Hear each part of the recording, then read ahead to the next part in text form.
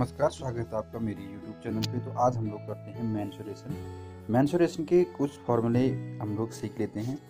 तो सबसे पहले प्रमुख सूत्र और आवश्यक बातें क्या क्या हैं इसमें। सबसे पहले देखो, सबसे पहले हमारा क्या है, समकोण त्रिभुज। समकोण त्रिभुज देखो, समकोण त्रिभुज कैसे होगा हमारा, देखो ये समकोण त्रिभुज है आपका, ये 90 डिग्री का हो जाएगा यहाँ पे। तो इसका क्षेत्रफल कैसे निकालेंगे हम लोग, 1/2 आधार गुणा ऊंचाई से। आधार ये वाला हो जाएगा आपका और ऊंचाई ये वाला, ये आधार ये ऊंचाई हो जाएगी। तो आधार और ऊंचाई आपको प्राप्त है तो इस त्रिभुज का क्षेत्रफल निकल जाएगा। या हम कह सकते हैं इस प्रकार का हो त्रिभुज, इस प्रकार का हो, इस प्रकार का हो, तो आधार ये वाला होगा इसका और ऊंचाई ठीक ये वाली, इस शीर्ष से इस पे लंब, ये आधार ये लंब हो जाएगा, ये लंब हो जाएगा, आधार गुणा लंब इस प्रकार से हो जाएगा। और दूसरा देखते हैं हम लोग, देखिए किसी भी त्रिभुज का क्षेत्रफल यदि तीनों भुजाओं की माप दी हो तो हम लोग क्या करेंगे, इसको हीरोन्स फॉर्मूले से निकालेंगे। देखो त्रिभुज ए बी और सी आपको चित्र में दिया है। देखो ए के सामने वाली भुजा ए माप की है, बी के सामने वाली भुजा बी माप की है, कोण सी के सामने की भुजा सी माप की है। तो हम लोग सबसे पहले क्या करेंगे, एस निकालेंगे। एस निकालने के लिए क्या करेंगे, तीनों भुजाओं को जोड़ देंगे, ए धन बी धन C/2 करेंगे, C/2 करेंगे। और फिर क्या निकालेंगे, एस निकल जाएगा। तो आपके सामने ये फॉर्मूला है, हीरोन्स फॉर्मूला है, अंडरूट के अंदर एस ब्रैकेट में S minus A, S minus B और S minus A B C के आपके त्रिभुज की भुजाओं की माप। अब देखते हैं हम लोग अगला, समबाहु त्रिभुज का क्षेत्रफल। देखो समबाहु त्रिभुज का क्षेत्रफल, सबसे पहले समबाहु त्रिभुज होता क्या है, एक त्रिभुज बना लेते हैं हम लोग ए बी, ऐसा त्रिभुज जिसकी तीनों माप क्या होती है, बराबर होती है। तीनों भुजाएं क्या होंगी, बराबर होंगी और तीनों कोण में बराबर होंगी। माना एक की भुजा कितनी है आपकी, ए है, इसकी ए है तो इसकी ए, देखो बी सी बराबर ए होगी, ए सी बराबर ए होगी और ए बी बराबर भी ए होगी। तो इसका जो सूत्र हो जाएगा आपका अंडरूट, देखो अंडरूट 3/4 ए स्क्वायर या भुजा का स्क्वायर। ए क्या हो जाएगा आपका, समबाहु त्रिभुज की भुजा हो जाएगी। अब देखते हैं अगला, अगला क्या हमारा, चतुर्भुज का क्षेत्रफल जब उनकी भुजाएं और विकर्ण हो। इस प्रकार के चतुर्भुज को दो त्रिभुज में बांटा जाता है। आपके सामने क्या है, त्रिभुज ए बी सी डी, चतुर्भुज क्या है, ए बी सी डी है। तो पहले आप क्या करेंगे, देखो पहले त्रिभुज ए बी सी को क्या करेंगे आप लोग, ए बी सी नीचे वाला त्रिभुज, इसको हीरोन्स फॉर्मूले से निकालेंगे। फिर उसके बाद ऊपर वाले त्रिभुज को भी क्या करेंगे, हीरोन्स फॉर्मूले से निकालेंगे। यदि विकर्ण दिया हो, विकर्ण ए सी दिया हुआ है, ए सी सेंटीमीटर और सब भुजाएं दिए हैं, देखो पहली भुजा ए फिर बी फिर पी फिर क्यू करके दिया हुआ है। तो आप लोग क्या करेंगे, इसका क्षेत्रफल हीरोन्स फॉर्मूले से निकालेंगे दोनों त्रिभुजों का। फिर क्या कर लेंगे आप लोग, ऐड कर देंगे, दोनों को ऐड करेंगे तो आपका चतुर्भुज का क्षेत्रफल निकल आएगा। अब देखते हैं हम लोग इस प्रकार का, देखो अगले प्रकार का, चतुर्भुज का क्षेत्रफल ज्ञात करना जब उसका एक विकर्ण दिया हो और उस विकर्ण पर सम्मुख शीर्ष से डाले गए लंब दी हो। देखो चित्र में आपके सामने क्या है, चित्र देखो, चित्र ये है। देखो एक चतुर्भुज ये वाला चित्र हमारा, जो ये चित्र है हमारा, इस चित्र में क्या दिया है आपका,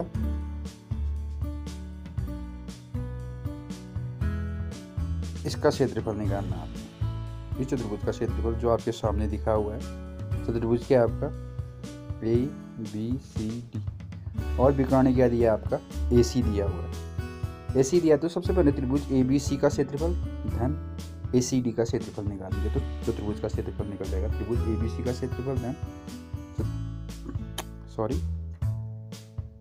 त्रिभुज ए बी सी का क्षेत्रफल धन त्रिभुज ए सी डी का क्षेत्रफल। ए बी सी का क्षेत्रफल निकालने के लिए क्या करेंगे, ए सी देखो 1/2 ए सी इंटू डी एम करेंगे। इसमें क्या करेंगे, 1/2 ए सी इंटू डी एन करेंगे। ये क्या हो जाएगा, एक काटेंगे हम लोग, डी एन करेंगे, बी एम गलत, एम डी गलत छपा हुआ आपका, डी एन करेंगे। फिर हम लोग क्या करेंगे, दोनों का मान निकालेंगे। यह कहने का अर्थ ये जाएगा, देखो 1/2 सीधे याद करो 1/2 विकर्ण गुणा त्रिभुज के एक त्रिभुज का लंब प्लस दूसरे त्रिभुज का लंब। एक त्रिभुज का लंब ये हो जाएगा, दूसरे त्रिभुज का लंब ये हो जाएगा। इस फॉर्मूले में अब देखो वर्ग का क्षेत्रफल क्या होता है। सबसे पहले हम लोग ये जान लेते हैं कि वर्ग किसे कहते हैं। वर्ग क्या होता है, देखो ऐसा चतुर्भुज जिसकी चारों भुजाएं क्या होंगी, बराबर होंगी। इसको बनाएंगे कैसे, देखो दिमाग काट लेते हैं हम लोग। ऐसा चतुर्भुज जिसकी मान क्या होगी, सभी भुजाएं क्या होंगी, जिसकी बराबर होंगी। बराबर होंगे तो सबको ए ले लेता हूँ मैं, ए ए ए ए ले लेता, या भुजा भुजा भुजा भी ले सकते हैं हम लोग। सारे भुजाएं बराबर होंगे तो क्षेत्रफल क्या हो जाएगा, भुजा का वर्ग। और आयत का क्षेत्रफल देखो लंबाई गुणा चौड़ाई। आयत में क्या होगा, ये लंबाई है, ये वाली चौड़ाई है, तो लंबाई गुणा चौड़ाई हो जाएगी। अब देखो समलंब चतुर्भुज का क्षेत्रफल। सबसे पहले समलंब चतुर्भुज क्या होता है, देखो समलंब चतुर्भुज क्या होता है, ऐसा चतुर्भुज जिसकी दो भुजाएं क्या होते हैं, समांतर होती हैं। समांतर कौन कौन से दिख रही है आपको, एक ही भुजा, एक ही भुजा। तो इसका क्षेत्रफल कैसे निकालेंगे, 1/2 समांतर भुजाओं का योग। ये और इस भुजा को क्या कर लेंगे हम लोग, ऐड कर लेंगे।